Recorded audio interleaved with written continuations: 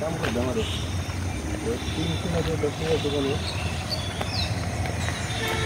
সকালে মাছ গাবাইছি যে হানু বলে একটা ব্যাগ মাছ গাবাই গেছে ছোট পোনা আছে না পোনা সকালে লেয়ার দেয় নাই তো সকালে পেয়েছেন আছে নাকি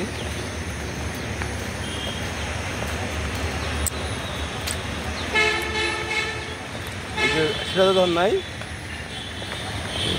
কালকে নেওয়া লাগবো কালকে রাতে নিয়ে রাতে দিয়ে দেখে ঠিক আছে না নাহলে মাছ মরে যাবো বেশ সম্ভব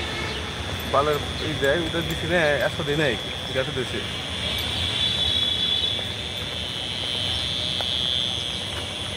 না ওটা খাবার মাছ মরতেছে না ওই মাছ বাঁচতেছে দিকে বুঝতেছে তো যে আবহাওয়ার সমস্যা ওই ওটা মধ্যে 3 সিটার দিয়ে একটু পানি দিয়ে দিকে